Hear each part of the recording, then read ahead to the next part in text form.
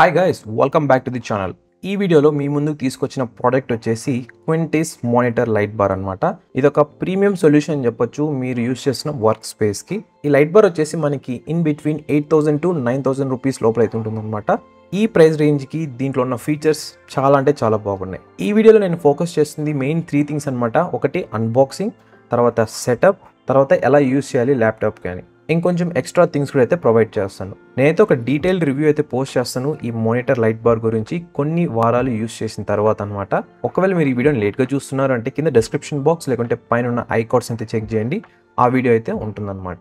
ఇక అన్బాక్సింగ్ పరంగా మాట్లాడుకున్నట్లయితే ఈ విధంగా అయితే ఉంటుంది అనమాట. ప్యాకేజింగ్ అనేది బాక్స్ చూడంగానే మీకు అర్థమవుతుంది ఎంత ప్రీమియంగా ఉందని. ఇక సీల్ అనేది బ్రేక్ చేసి లోపల చూసినట్లయితే ఫస్ట్ మనకి కొంచెం పేపర్ వర్క్ అయితే ప్రొవైడ్ చేశారు. ఈ పేపర్ వర్క్ లో మనకి బ్రాండ్ ఇన్ఫర్మేషన్ కార్డ్స్ ఉన్నాయి, అలాగే ఇన్స్ట్రక్షన్ మాన్యువల్ కూడా అయితే ఉందన్నమాట. తర్వాత మనకి కొన్ని స్మాల్ కంపార్ట్మెంట్స్ అయితే ప్రొవైడ్ చేశారు. ఇక్కడ ఏంటంటే వీళ్ళు ఎక్స్ట్రా యాక్సెసరీస్ అయితే ప్రొవైడ్ చేశారు అనమాట ఈ లైట్ బార్ కి. ఇంకా సెంటర్ లో చూసుకున్నట్లయితే మనకి మానిటర్ లైట్ బార్ అయితే ఉంది. ఇన్ హ్యాండ్ ఇది చాలా హెవీగా అయితే ఉంది అండ్ ప్రీమియం గా కూడా అయితే ఉంది. One of the great feature ఈ లైట్ బార్ ఏంటంటే ఇది ఒక USB Type-C స్లాట్ అయితే వస్తుంది అనమాట.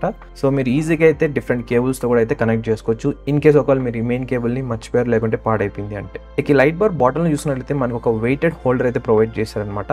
ఇదేంటంటే మనకి వెయిట్ ని ఎన్కౌంటర్ చేయడానికి, అంటే ఇప్పుడు మానిటర్కి మనం అటాచ్ చేసిన తర్వాత అది అటు ఇటు కదలకుండా మనకి బ్యాలెన్స్ చేయడానికి అనమాట ఈ వెయిట్ అనేది. ఇది కావాలనుకున్నట్లయితే మీరు రిమూవ్ అయితే చేయొచ్చు. రిమూవ్ చేశారంటే మాత్రం ఏంటంటే మనకి ఈ లైట్ బార్ వెయిట్కి ముందుకైతే పడిపోతుంది అనమాట. సో ఇదైతే కంపల్సరీ అయితే ఉండాల్సిందే. దీంతో పాటుగా మనకి ఇంకా లైట్ కంట్రోలర్ అయితే ప్రొవైడ్ చేశారు బాక్స్లో.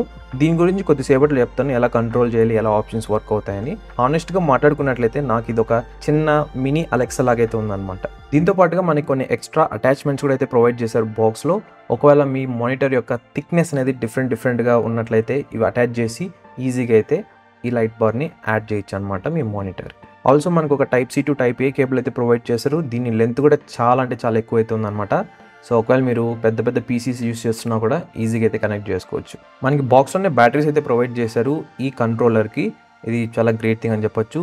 ఈ బ్యాటరీస్ని ఈ కంట్రోలర్లో యాడ్ చేయడానికి సింపుల్గా మనకి బ్యాక్ సైడ్ చూసినట్లయితే ఒక చిన్న కట్అవుట్ లాగా ఉంది కదా, దీన్ని అయితే ప్రెస్ చేయండి.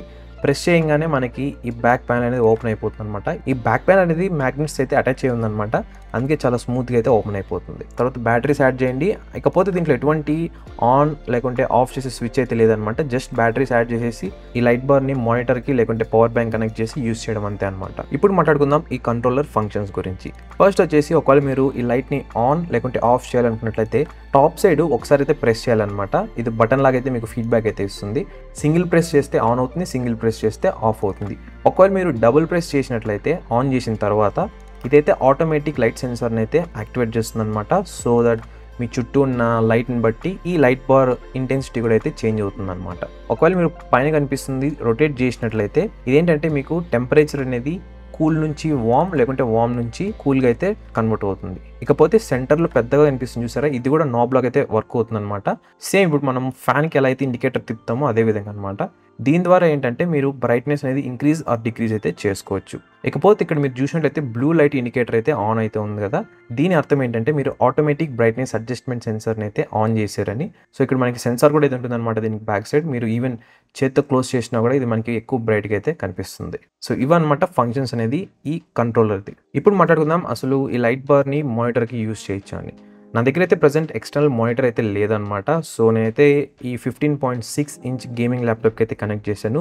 సో ఈ లైట్ బార్ని ల్యాప్టాప్కి యూస్ చేయొచ్చా అంటే ఇట్ డిపెండ్స్ అనమాట గైస్. మీరు యూస్ చేస్తున్న దాన్ని బట్టి అయితే యూస్ చేసుకోండి. నేనైతే రికమెండ్ అయితే చేయను అనమాట.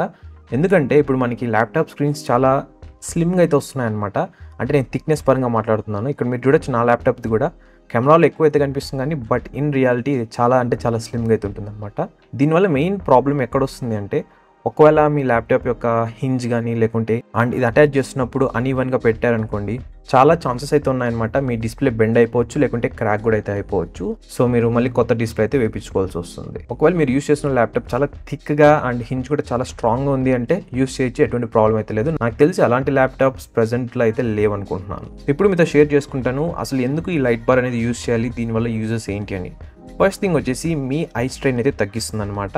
ఎలా తగ్గిస్తుంది అంటే మీ చుట్టూ ఉన్న సరౌండింగ్ లైట్ని బట్టి అయితే ఈ లైట్ అయితే అడ్జస్ట్ అవుతుంది అనమాట. ఒకవేళ మీరు మంచి లైటింగ్ ఉన్న కండిషన్స్లో వర్క్ చేస్తున్నారంటే ఈ లైట్ అనేది డిక్రీజ్ అయితే అవుతుంది అనమాట, బ్రైట్నెస్ అనేది.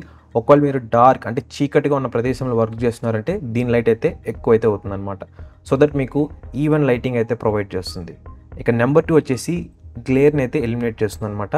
ఒకవేళ మీరు విండోస్కి ఆపోజిట్లో కాకుండా విండోస్కి ప్యారలల్గా కూర్చొని కనుక వర్క్ చేసినట్లయితే మీకు తెలిసి ఉంటుంది బ్యాక్ సైడ్ నుంచి వచ్చే లైటింగ్, ఆ గ్లేర్ అవంతా కూడా మీకు చాలా ఇబ్బందిగా అయితే ఉంటుంది అనమాట వర్క్ చేస్తున్న టైంలో. ఈ లైట్ పెట్టుకోవడం వల్ల దాన్ని అయితే ఎలిమినేట్ చేయొచ్చు. ఇక నెంబర్ 3 వచ్చేసి విజిబిలిటీని అయితే ఇంప్రూవ్ చేస్తుంది అనమాట, ఎస్పెషల్గా లో లైట్ కండిషన్స్లో. ఇక నెంబర్ 4 వచ్చేసి డెస్క్ స్పేస్ని కూడా అయితే సేవ్ చేస్తుంది. ఎలా అంటే ఇప్పుడు కొంతమంది ఎక్స్ట్రా ల్యాంప్ని అయితే యూస్ చేస్తుంటారు డెస్క్టాప్ మీద, సో దాన్ని ఎలిమినేట్ చేసి దీన్ని అయితే యాడ్ చేసుకోవచ్చు అనమాట. మీకు కంప్లీట్ డెస్క్ మొత్తం లైటింగ్ అయితే ప్రొవైడ్ చేస్తుంది. ఇక ఫైనల్గా వచ్చేసి కలర్ టెంపరేచర్ని అయితే అడ్జస్ట్మెంట్ చేసుకోవచ్చు అనమాట. మీరు కావాల్సినట్లయితే కూలర్గా పెట్టుకోవచ్చు, లేకుంటే వార్మర్గా అయితే పెట్టుకోవచ్చు. ఇంకా చాలా అయితే ఉన్నాయన్నమాట దీని గురించి మాట్లాడుకోవడానికి, బట్ చెప్పాను కదా నేనైతే ఫుల్ రివ్యూలు అయితే షేర్ చేసుకుంటాను కొన్ని వారాలు యూస్ చేసిన తర్వాత. ఒకవేళ మీరు ఈ క్వింటీస్ లైట్ బార్ని కొనాలనుకుంటున్నట్లయితే కింద డిస్క్రిప్షన్ బాక్స్లో అఫిలియేట్ లింక్ అయితే ప్రొవైడ్ చేసాను. ఆ లింక్ క్లిక్ చేసుకోవడం ద్వారా నాకైతే కమిషన్ అయితే యాడ్ అవుతుంది అనమాట.